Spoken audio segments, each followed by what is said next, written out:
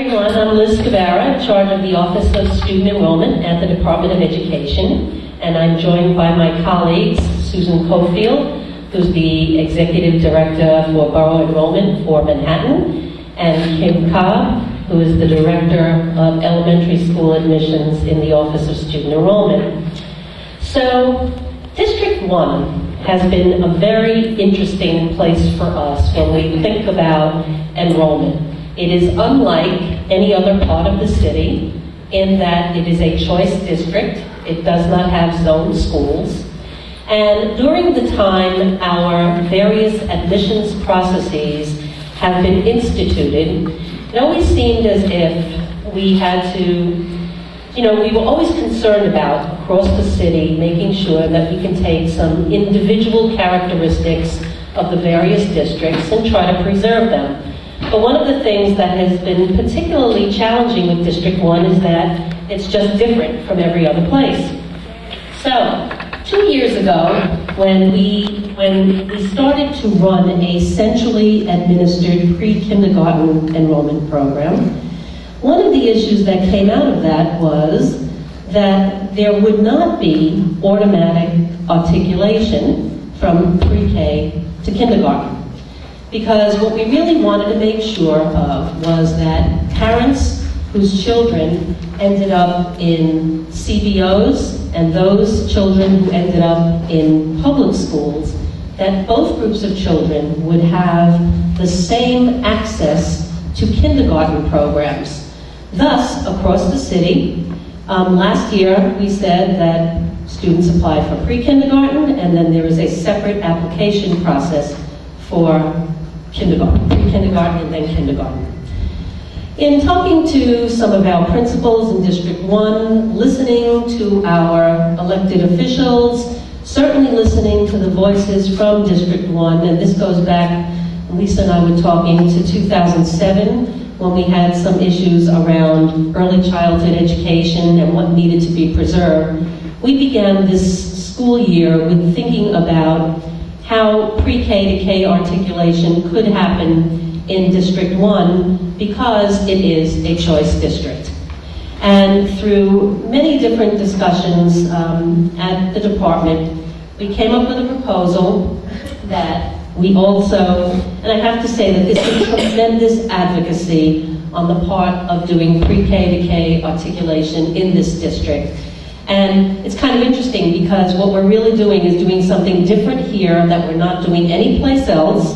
And I am sure that in other places in the city, other people will have various arguments or various points of view that they think we should embrace to do something different there. So this is kind of going to be our test case, and at the same time, I think a very interesting one. So we have worked very diligently to come up with a proposal to enable pre-kindergartners to automatically articulate to kindergarten in this district, which is unlike any other place. As Liz mentioned, we are looking at implementing a policy where students that are currently attending pre-K in District 1 elementary schools will have the ability to automatically remain in the school in which they're attending, should that be what the parent is seeking. The hallmark of the District 1 choice process and the hallmark of choice is that it's based upon what the parent tells us they would like for their child. So as we've discussed, the first priority would be for District 1 youngsters who are currently attending pre-K at a specific school.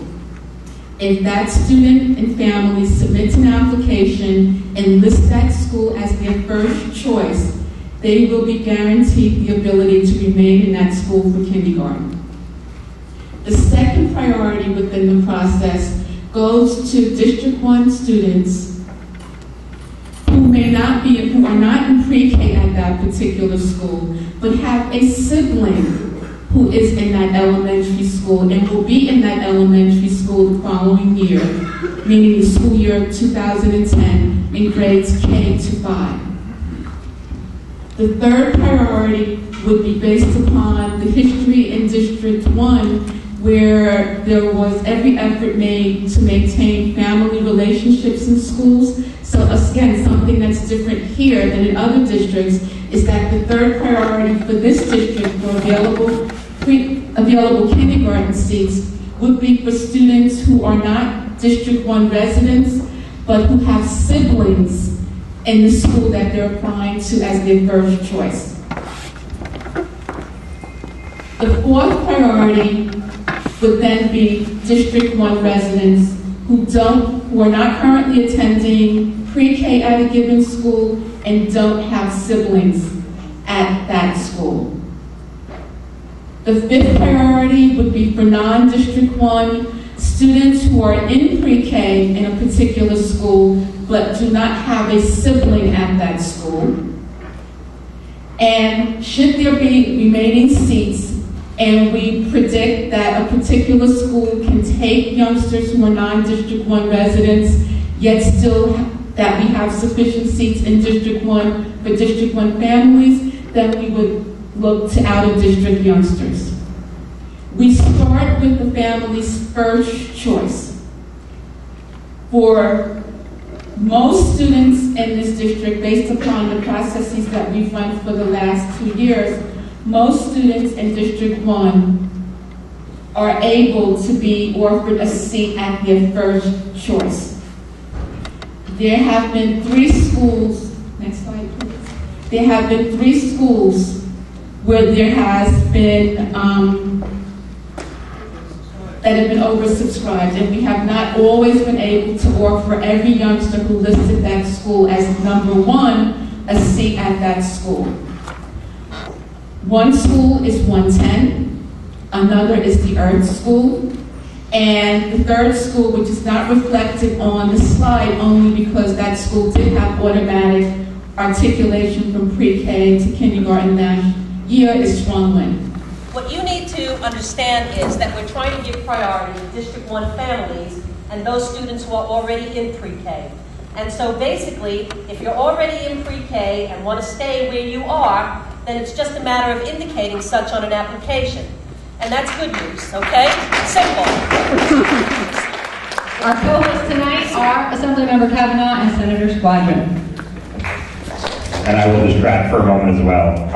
So I also want to join Brian in thanking all of you, and of course the CEC and Lisa in particular. Look, I'm new representing this community. I've been representing it less than a year, and District 1 being the district of choice, having the kind of schools, the kind of diversity that District 1 starts with, predated me, and really are a credit to everyone sitting in this room and people who have been parents in this room going back for years, which it's an extraordinary district to represent for that reason. And it's really with that in mind that we were able to try and push together to create a more rational system, create a system that worked better for the parents in this district, was more aligned with some of what was already happening here in this community. Look, it's very detailed, and one good thing about sort of this being the first time it's discussed in this forum is there's a real room for back and forth, and for understanding the details, for expressing your feelings about them. And I do want to say that I think that the basic idea, going from pre-K to kindergarten in the same school, because it's the same school and already there, is huge. Really huge, and it's a credit to the Department of Education. They were willing to say, look, this is a different district, this is a community that's pushing and working together, and we're going to try to make that happen. So I really want to thank Liz Giabara and DOE for that.